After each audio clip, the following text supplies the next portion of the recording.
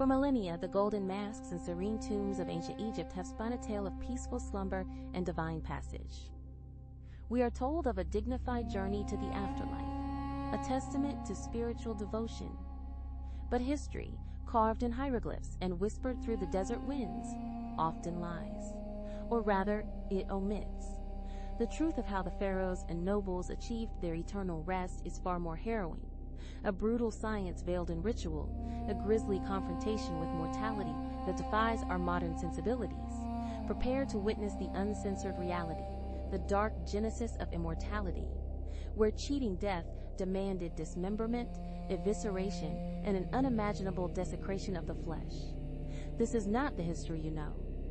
The ancient Egyptians feared the void more than death itself. Their entire civilization was built upon a desperate, fervent belief in an afterlife, a cosmic journey to the field of reeds. But to reach this paradise, the soul, the Ka and Ba, needed an anchor. It needed the physical body, perfectly preserved, recognizable, and intact. This was the driving force behind mummification. It was not merely embalming. It was a profound act of recreation, a painstaking, methodical transformation of fragile human remains into an eternal vessel. The stakes were nothing less than eternal oblivion versus everlasting divinity. The process, however, was anything but divine in its execution. It began with an unparalleled violation. The first step was an act of ritual defilement, a necessary transgression against the sanctity of the body. An incision, a precisely measured cut, had to be made into the left flank of the deceased. This was no ordinary cut. It was performed by a specialized priest, known as the gay cutter or zia scribe, using a blade of obsidian, a volcanic glass sharper than modern steel.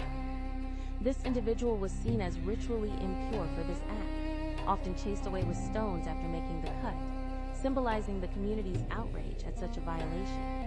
Yet another priest, the lector priest, would read from sacred texts, absolving the act, transforming sacrilege into sacred necessity.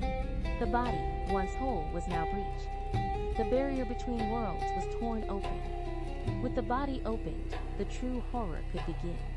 The most notorious, and arguably the most gruesome, part of the process involved the extraction of the brain. The Egyptians, for all their wisdom, considered the brain to be a worthless organ, a mere stuffing material, producing only mucus. It held no spiritual significance, therefore it was not preserved.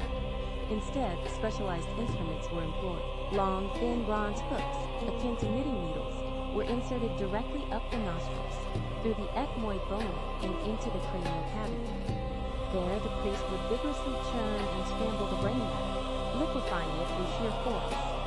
Once adequately macerated, the now liquid brain matter was drained out through the nose, or sometimes even pulled out in pieces. What remained in the skull was often flushed out with water or wine. This vital organ, the very seat of our consciousness, was utterly destroyed, discarded like refuse. Imagine the sight, the sound, the sheer brutality of this violation, all to ensure the Ka and Ba had a pristine vessel. With the brain unceremoniously expelled, attention turned to the true inner sanctum, the abdominal and thoracic cavities. Through the incision in the left flank, the embalmers, known as the Ut or opener, would reach deep inside the body. Every internal organ, except one, had to be meticulously removed. The stomach, the intestines, the liver, and the lungs were carefully extracted. This was a messy, physically demanding process, requiring immense skill to avoid damaging the outer shell of the body. These soft tissues, highly susceptible to decay, were literally pulled out, leaving the body hollow, a mere shell of its former self. The purpose was clear: eliminate anything that could accelerate decomposition. The result was a grotesque cavity, ready for the next stage of preservation. Amidst this systematic evisceration, one organ was deemed sacrosanct, the heart. The Egyptians believed the heart was the seat of intelligence, emotion, memory, and morality. It was the only organ that was left untouched within the body. Its presence was crucial for the final judgment in the afterlife, where it would be weighed against the feather of Ma'at, the goddess of truth and justice. To remove it would be to condemn the deceased to eternal non-existence. This single, beating symbol of life, memory, and conscience remained within the It was the spiritual compass the deceased would need to navigate the treacherous paths of the Duat. The removed organs, however, were not simply discarded like the brain. They were treated with immense reverence and destined for their own journey. Each of the 4 major organs, the stomach, intestines, liver, and lungs, underwent a separate embalming process, meticulously dried and treated. They were then placed into 4 distinct canopic jars, each lid carved to represent one of the 4 sons of Horus, who served as their protectors. Mct, with his human head, guarded the liver. Happy, the baboon-headed god, protected the lungs. Duamatef, with his jackal head, watched over the stomach. And Kebesenuef, the falcon-headed god, safeguarded the intestines. These jars were more than mere containers. They were divine guardians, ensuring the integrity of the essential components needed for the deceased's resurrection. With the internal organs removed and preserved, the body itself had to be thoroughly desiccated. This was achieved using natron, a naturally occurring salt compound found in abundance in the deserts of Egypt. The hollowed body was packed inside and out with hundreds of pounds of natron.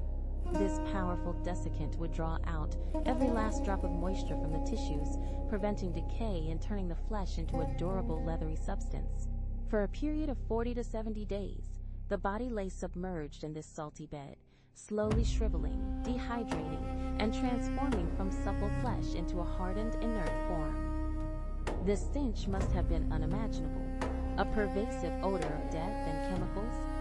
Yet it was a necessary rite, a profound transformation from organic matter to an eternal effigy.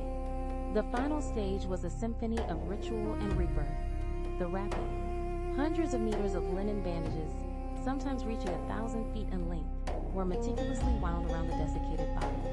Each layer was interspersed with sacred amulets, scarabs for rebirth, wedged eyes for protection, ankhs for life, and anointed with fragrant oils and resins. Priests would recite spells and prayers, imbuing each wrap with divine power, ensuring the mummy's safe passage and resurrection.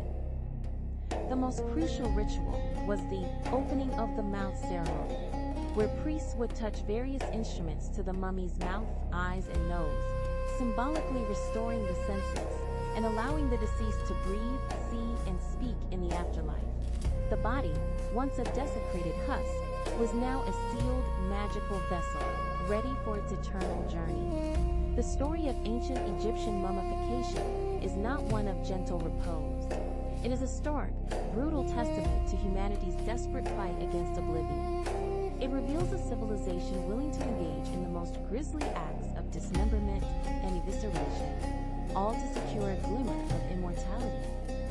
They tore open the veil of flesh, scrambled brains, and separated vital organs, not out of cruelty, but out of a profound primal need to cheat death. The victors of history often present a sanitized version of the past, glossing over the horrifying truths. But here, in the 8th chapter, we strip away the gilded mist to reveal the true cost of eternity.